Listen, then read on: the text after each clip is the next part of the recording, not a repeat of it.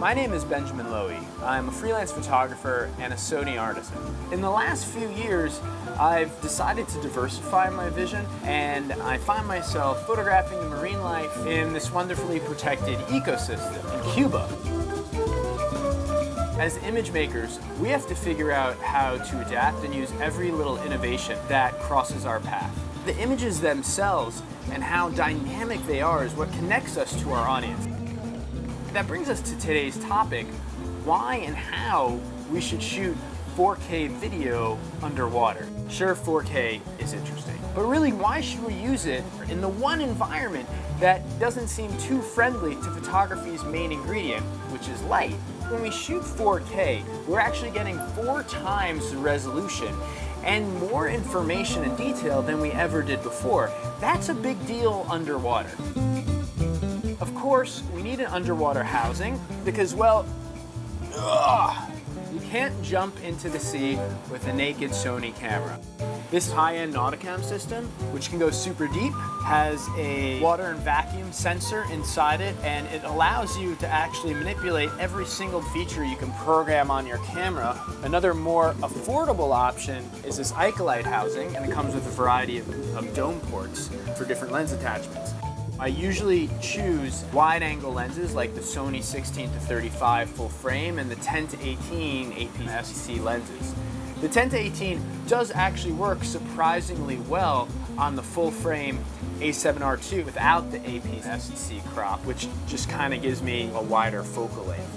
Now, water does a few things that can throw us for a loop. It magnifies our image, so wider glass is needed, and it is not friendly to the color spectrum after about 15 feet.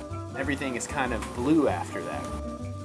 Water has a ton of fish poop and debris floating in it. And because of the resolution of 4K, we have to be careful about picking up all that junk. The larger resolution also means that we need to be tack sharp with our focus. Anything out of focus or not exposed correctly will be pretty obvious when viewing your take on a large 4K compatible screen. Sony sensors have massive dynamic range, so that gives us some latitude.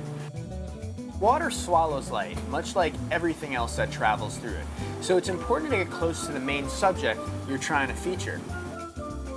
Now, one thing we should not do when we're underwater is go crazy changing settings. I think it's a great idea to stick with one shutter speed.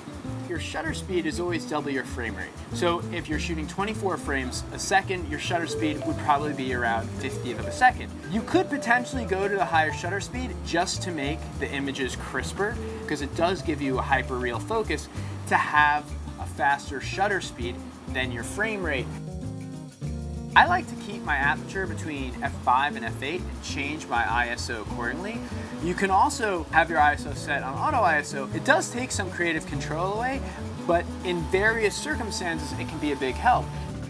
Now, as for white balance, I usually just dial it into Sony's underwater auto white balance setting or set my Kelvin temperature manually. Once you have all this gear and all this knowledge, the only thing that remains is for you to jump into the sea and make awesome videos to share with the